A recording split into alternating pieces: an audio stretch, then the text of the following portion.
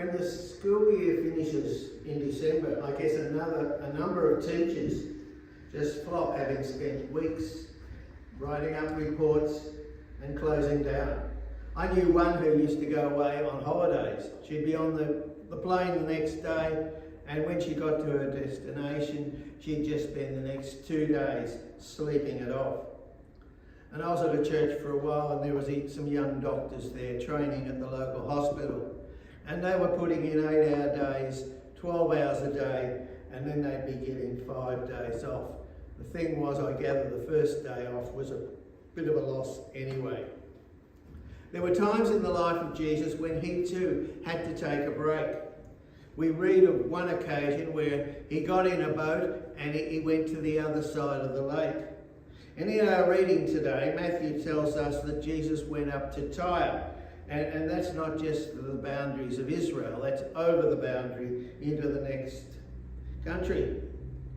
The concern was, in this story, to give us a prime example of Jesus' ministry to the Gentiles, which was, when Matthew was being written at this time, was in full swing around AD 70.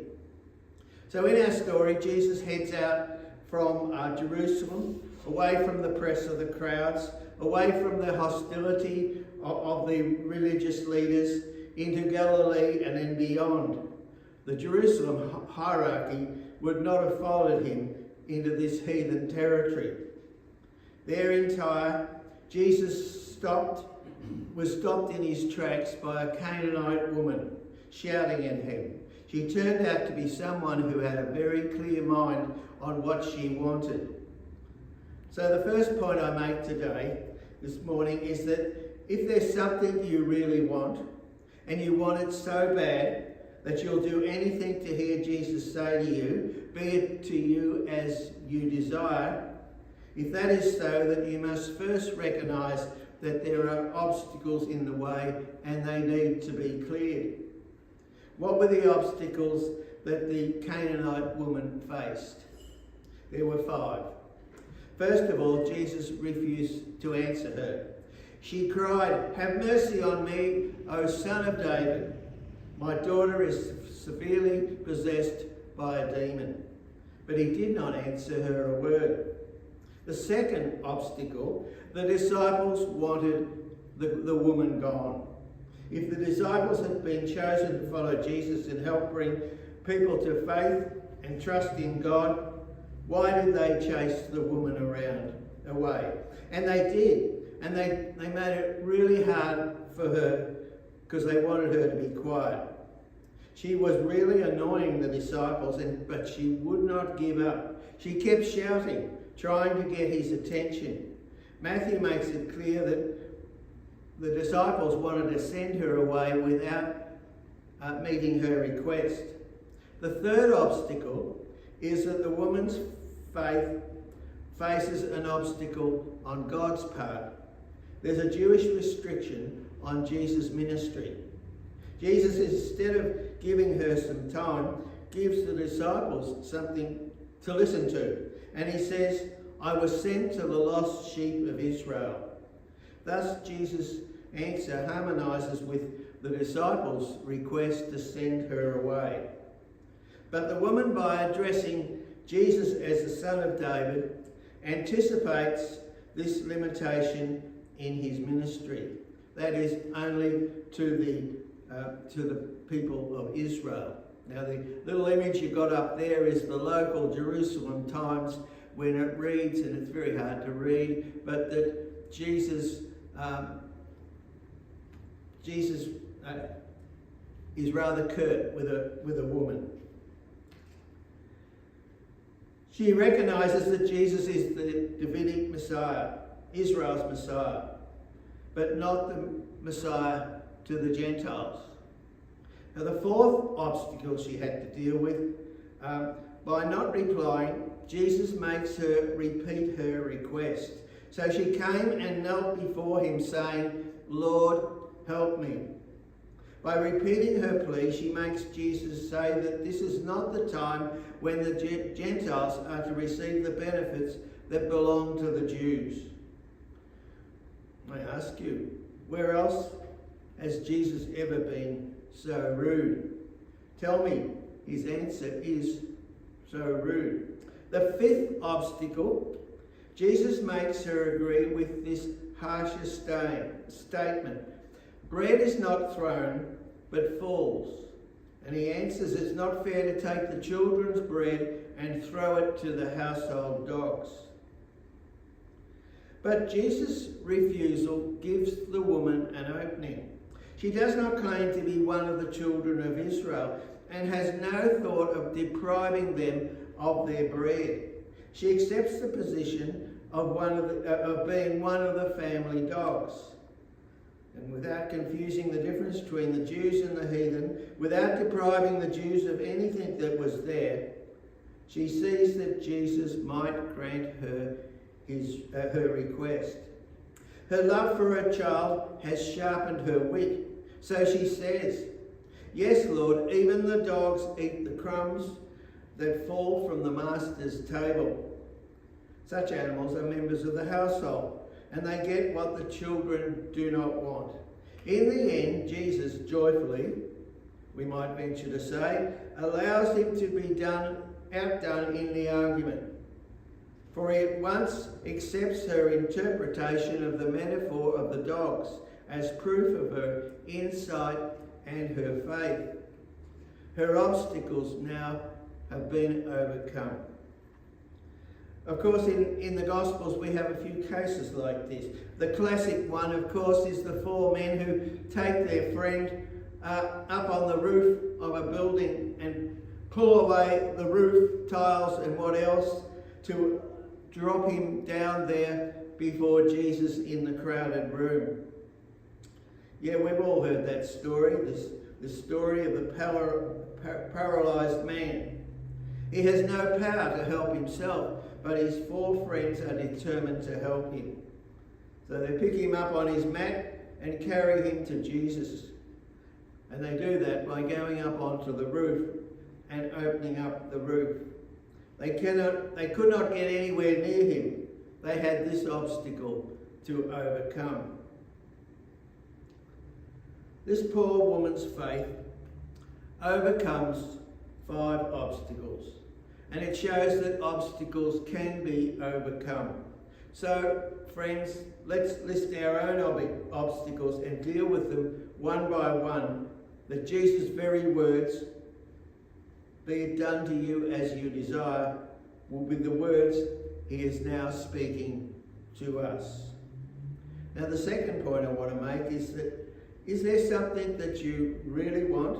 You want it so bad that you'll do anything to hear Jesus say to you, "Be it done to you as you please"?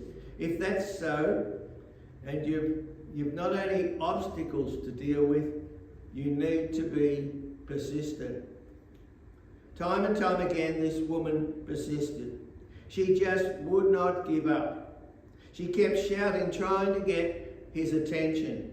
And with dog-like perseverance, she excelled and outdid the children of God, the Jews, in making sure that she would get what the Jews, so fortunate in having Jesus amongst them, but rather oblivious to who was really amongst them, would never miss. And note that when she finally gets his attention, she and Jesus have a pretty intense exchange. Note further that he has called her a dog, and note that she has shouted back at him. This is a very difficult text. There's no way around it. Where is the blue-eyed, blonde-haired Jesus who gives people snacks and not smacks, and who plays with children? This woman had an intolerable persistence. She refused to be discouraged. And we meet people like that, don't we? When they want to talk to you, you better give them the time to do so, for they will not rest until they have said their piece and got what they want. This woman came not because Jesus was a possible helper. She came because Jesus was her only helper. She came because he was her only hope. She came with a passionate hope, a driven sense of need, and a refusal to be discouraged. This suffering mother had the one supreme effective quality, persistence, and she was deadly earnest. Her action was her prayer. Her action was no ritual form. It was an outpouring of a passionate desire of her soul, which somehow felt that she could not and must not and need not take no for an answer. But a word of warning here. While persistence is the ingredient we need to be careful about what we wish for. There's a poem that goes something like this. Be careful what you wish for, because you might just get it. And if you get it, you might not know what to do with it, because it just might come back on you tenfold.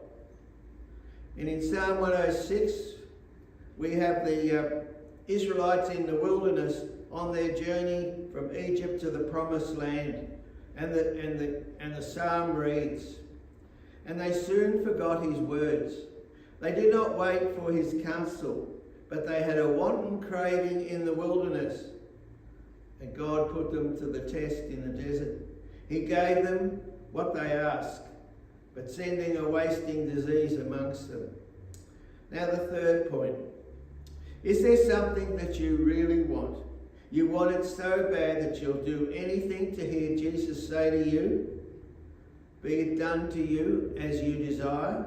If that's so, you've got not only obstacles to deal with, and you have to be persistent, but you have to realise that no real change ever happens without love and compassion.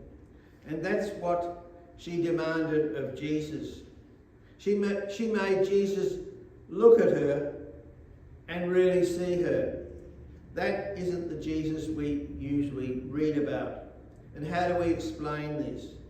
Jesus was being pretty mean to this desperate woman who needed help. Some people say that Jesus overlooked her rudeness and backed off a bit and wasn't so demanding. Was she rude? Really? Was it this burdened mother who was the rude one? What if Jesus had got it wrong? What if Jesus was distracted by his less than stellar disciples and stressed out by the Pharisees with all their ongoing attacks? He just wasn't thinking about his choice of words or behaviour.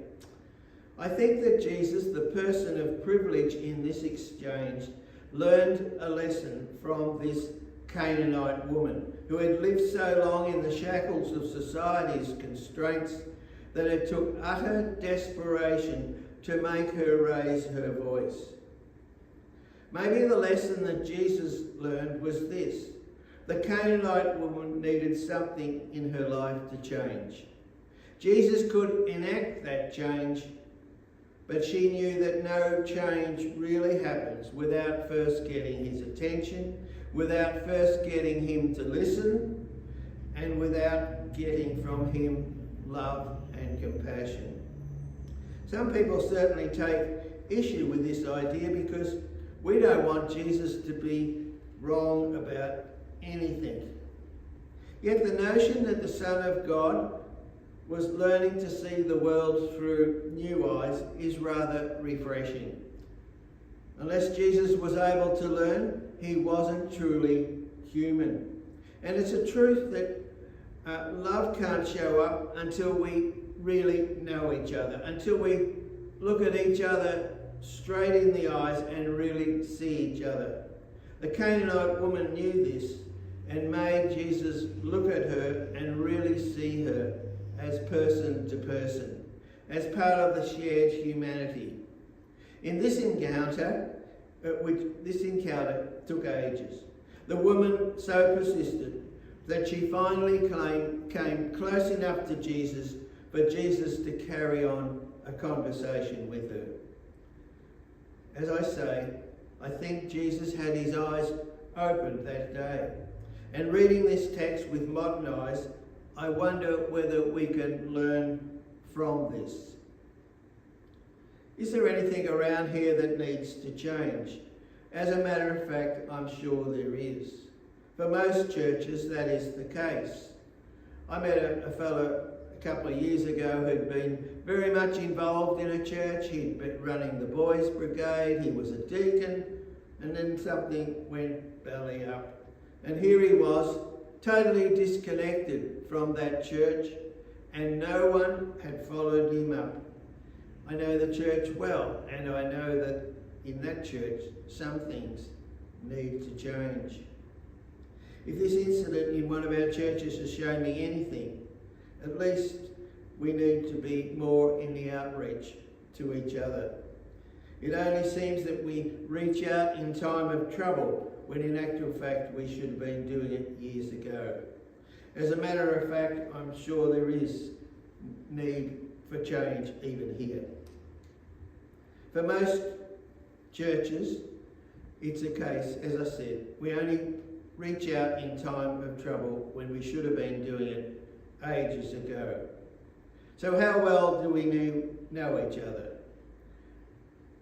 When things are good, we like doing our own thing, but do we really know each other? Do we really trust each other? Have we worked closely enough with each other in this place? Too often in churches, the kind of work that's needed to be done is not done.